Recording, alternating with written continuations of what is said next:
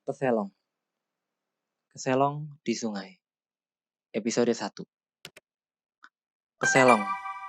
Istilah ini digunakan di beberapa daerah di Jawa untuk orang-orang yang tersesat, tapi bukan tersesat di tempat umum seperti jalan atau sekedar hilang di kerumunan. Tapi keselong ini adalah istilah untuk mereka yang tersesat di alam gaib. Di beberapa kasus, ada mereka yang bisa kembali. Ada juga yang kurang beruntung dan mereka benar-benar tidak bisa kembali. Saya punya satu kisah tentang kejadian keselong yang ada di kampung saya. Tanpa berlama-lama lagi, mari kita buka kisahnya. Diki, Budi, dan Denny. Mereka adalah 3 bocil yang umurnya sepantaran, ya sekitar 7-8 tahunan. Mereka sering bermain bersama dan berpetualangan di pekarangan warga yang berada tidak jauh dari kampung. Kejadian ini terjadi waktu saya masih sepantaran mereka, ya sekitar tahun 2007 lah. Nah, untuk menuju pekarangan itu, mereka harus melewati jalan galangan sawah gitu. Dan pekarangan itu terbagi oleh sungai, dan biasanya sungainya memang menjadi tempat bermain juga. Namun, orang tua pada mewanti-wanti anak-anak mereka untuk tidak terlalu sering mandi di sungai. Selain keruh, juga bisa mengakibatkan gatal-gatal. Tapi ada hal lain yang mereka takutkan, yaitu mereka takut kalau anak mereka keselong. Suatu saat jam 3 sorean, Budi dihampiri oleh Diki dan Denny. Main yuk, ajak mereka. Diki ya mau-mau aja. Secara mereka adalah teman baik gitu. Sering main bersama. Mereka berjalan dengan riang di jalan sawah dengan Budi yang berada di belakang. Budi terus-terusan mengejar Diki dan Denny yang mengejaknya lambat.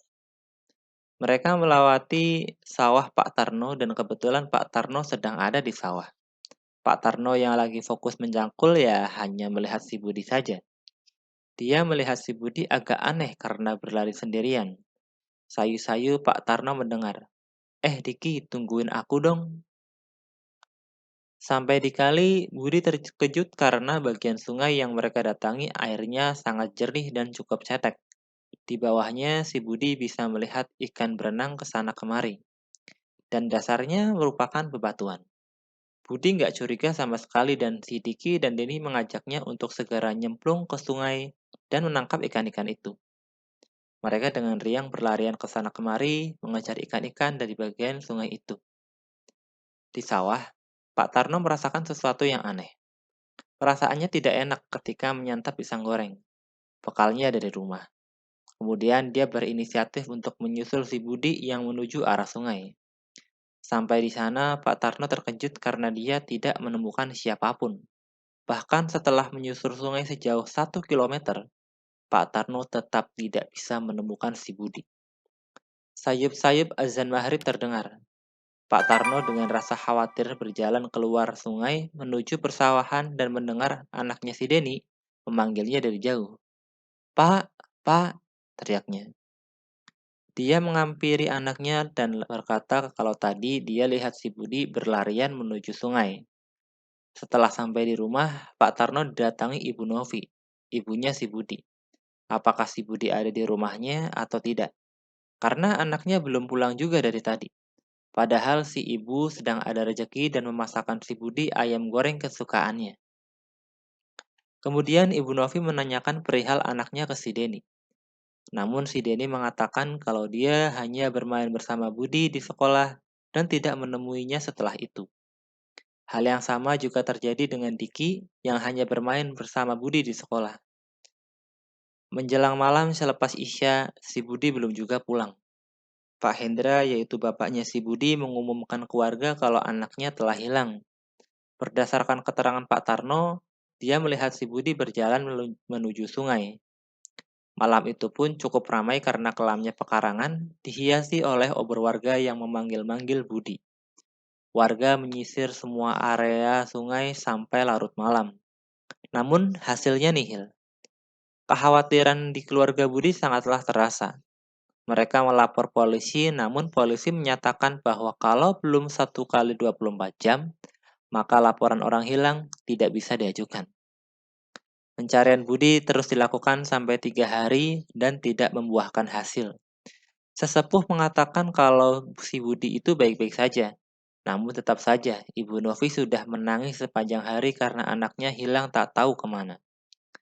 Sesepuh desa berpesan agar Ibu Novi berzikir kepada Allah dan mengharapkan anaknya pulang. Namun di hari keempat, jam 6 pagi, si Budi tiba-tiba pulang ke rumah dengan kondisi basah kuyup. Bajunya dilepas dan terlihat membawa sesuatu di dalam kaosnya. Ibu Budi yang masih memakai mukena terharu dan memeluk anaknya erat-erat. Setelah itu, banyak orang yang berdatangan ke rumah Pak Hendra dan menanyakan kondisi si Budi. Si Budi bingung dong, ada apa sih ini? Pikirnya. Ternyata dia telah hilang selama 3 hari dan warga terkejut bahwa dia telah pulang dalam kondisi sehat walafiat. Budi mengaku kalau sebelum asar, dia dihampiri oleh Diki dan Denny. Mereka mengajaknya main ke sungai. Bagian sungai yang Budi kunjungi itu cetek airnya, jernih dan banyak ikannya. Warga bingung dong, secara dari ujung sungai yang ada di desa lain, tidak ada satupun bagian sungai yang jernih, bahkan sampai terlihat air dan bebatuan di dasarnya. Lalu si Budi mengatakan kalau Denny dan Diki juga berhasil menangkap ikan yang besar, namun Diki dan Denny sudah naik duluan. Budi berkata dia kesulitan naik ke atas karena jalannya sangat licin. Namun karena rasa lapar dan ingat di rumah ada ayam goreng, Budi dengan susah payah naik ke atas pereng kali. Namun setelah berhasil naik ke bibir sungai ke arah sawah, Diki dan Denny menghilang begitu saja. Padahal tadi dia masih bisa melihat Diki dan Denny menyemangatinya untuk naik ke atas. Budi juga mengaku bahwa ia hanya bermain sekitar 2-3 jam bersama Diki dan Denny.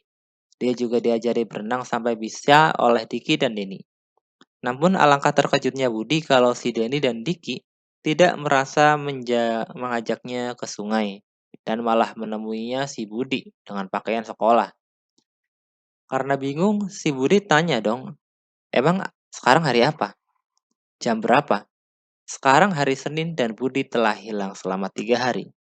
Dari hari Jumat sampai Minggu. Kaos yang menyimpan ikan itu pun lalu dibuka. Dan alangkah terkejutnya kalau yang dibawa oleh si Budi adalah sebuah keris kecil dengan ganggang yang menyerupai motif ikan. Untuk keamanan bersama, esok harinya keris itu pun dikembalikan ke asalnya dengan Budi yang memandu di bagian sungai di mana ia kunjungi. Dan Budi cukup terkejut karena dia tidak menemukan bagian sungai yang kemarin dia temui. Padahal dia melewati jalan yang sama persis. Ditambah lagi bagian sungai yang disebutkan Budi tidaklah cetek. Airnya keruh dan ketika seorang penasaran dengan mengetes kedalamannya, bagian sungai itu tersebut sangatlah dalam, sekitar 2-3 meter. Kisah ini pun berakhir dengan dilarungnya keris tersebut di sungai dan para orang tua sekarang melarang untuk orang-orang mandi di bagian sungai tersebut sampai sekarang. Sekian dari saya. Semoga kisah ini bisa menginspirasi dan menghibur Anda sekalian.